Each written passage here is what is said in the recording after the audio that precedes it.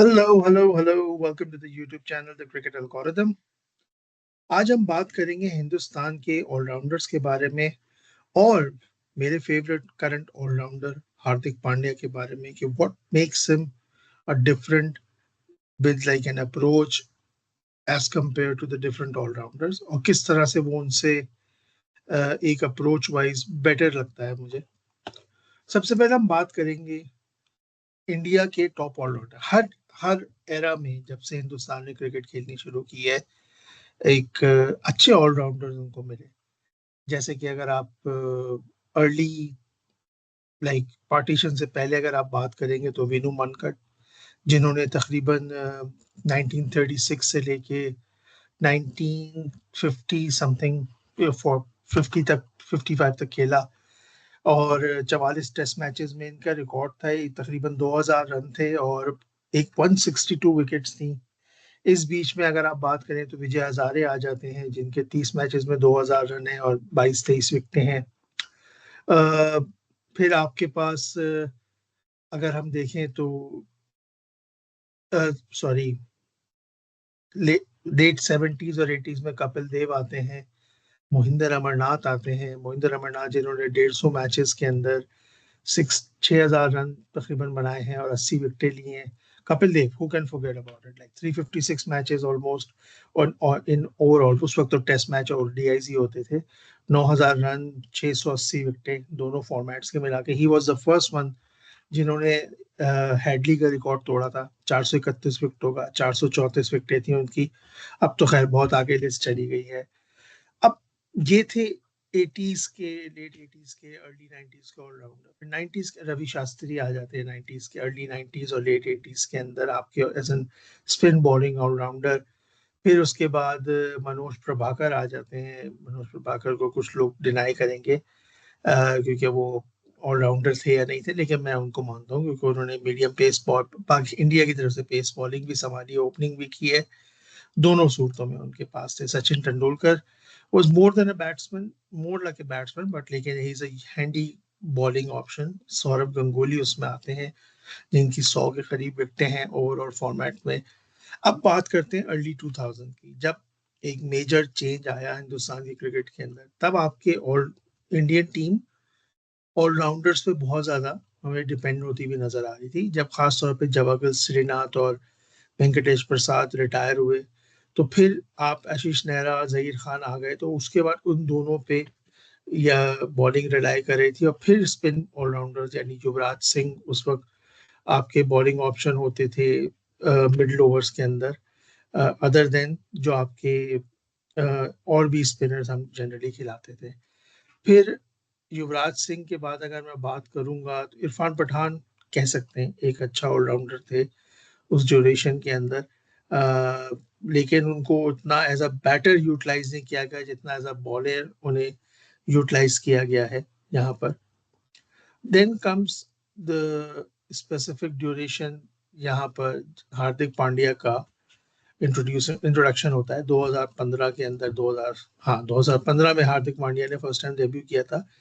I still remember, मैं एक domestic का मैच देख रहा था। I think it was Vijay Hazare था या if I am not wrong, मेरे ख्याल से।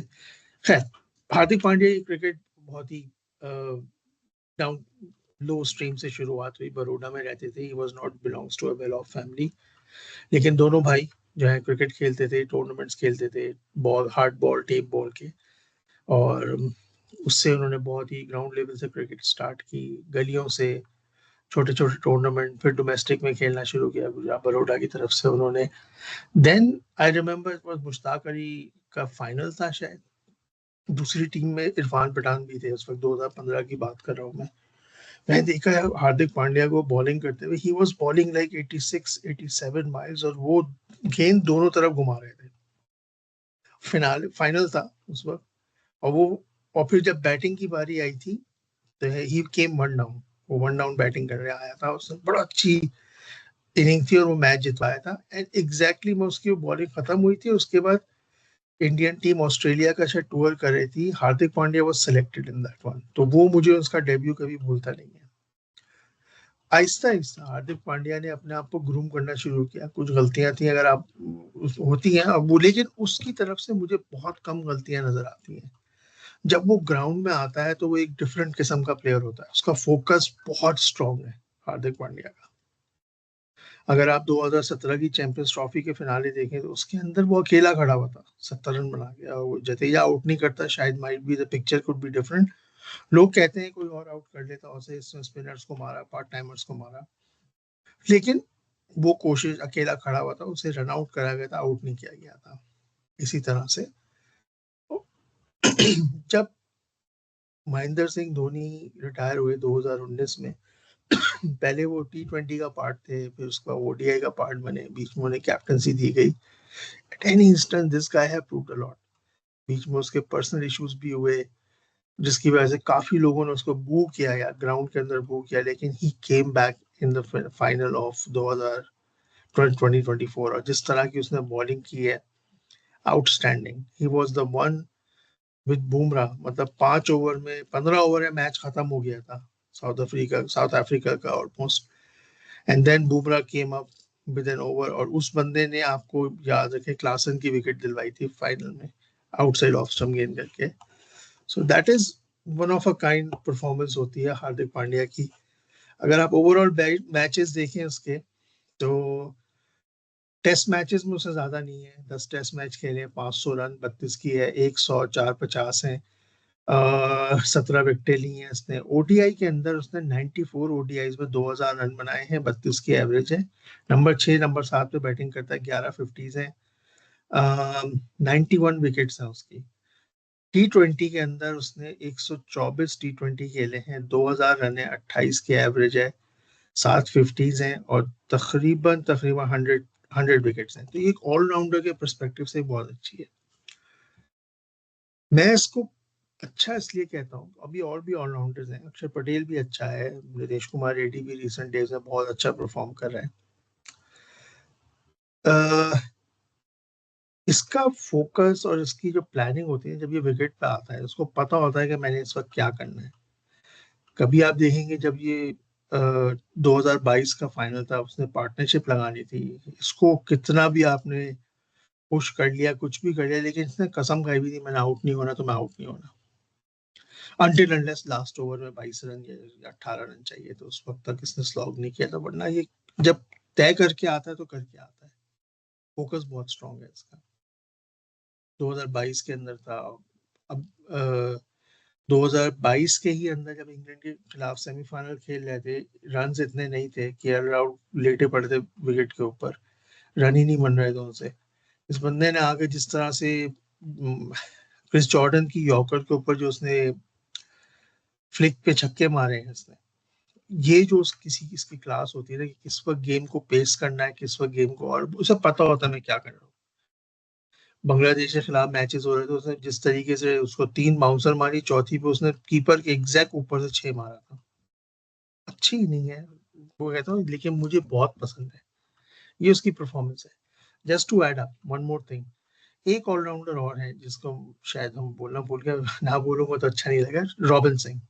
मैं उसको नॉर्मली कहता हूँ, उसकी बहुत बड़ी अचीवमेंट्स हैं इंडिया के लिए, कभी उस पर बात करेंगे, पूरा ब्लॉग बनाऊंगा। He was one of the most handy players, जिसने नंबर 6 पे 7 पे बैटिंग की, और इंडिया को बहुत बड़े बड़े मैचेस में, इवन 2003 के फाइनल में ऑस्ट्रेलिया के खिलाफ वो खड़ा हो गया था। कई मैचेस के अंदर उसने इंडिया को सिंगल हैंडेडली जिताया। आजकल मुंबई के कोच हैं, उसके बारे में बात करेंगे, लेकिन one of those allrounders. Jadeja is one of the allrounder. लोग अश्विन को भी कहते हैं, मैं अश्विन को ऑलराउंडर नहीं मानता। Ashwin is a batsman generally, उसने 1-2 टेस्ट मैचेस में इनिंग खेली है, इतना अच्छा नहीं है, लेकिन हाँ, जडेजा को मैं कहता हूँ he is a good allrounder. उसने किया है इंडिया के लिए। युवराज को मैं मानता हूँ ऑलराउंडर यहाँ पर है। इरफान पठान को मैं कहता हूँ उसकी अच्छी हैंडी परफॉर्मेंसेस हैं। तो हार्दिक पांड्या इन सब में अपने फोकस की वजह से, अपनी डिटर्मिनेशन की वजह से, अपने हार्डवर्क की वजह से है। देखिए, उसको इंजरीज होती हैं, लेकिन वो फिर कम बैक करता है। बहुत से बॉलर्स, फास्ट बॉलर्स को मैंने देखा है, बीच में जितने भी हम फास्ट बॉलर्स हैं उसमें इतना पेसर्स नहीं थे, ये पेसर ऑलराउंडर आए हैं इनके पास, जो कि अगर बुमराह और दूसरा बॉलर ना भी चले तो फौरन ये चेंज करता है, और ये विकेट लेने के लिए जाता है। मोस्ट इंपॉर्टेंट, ये कभी ये नहीं करता कि मैं कंटेन करूंगा, ये कहता है मैं विकेट लूंगा। तो that makes him different from all other approach की। आप लोगों को क्या लगा इस बारे में? कोई और ऑलराउंडर्स अगर मैंने मिस किए हो इंडियन हिस्ट्री के तो प्लीज मुझे बताइएगा। अपना ख्याल रखें, चैनल को लाइक करें, सब्सक्राइब करें। Thank you, take care.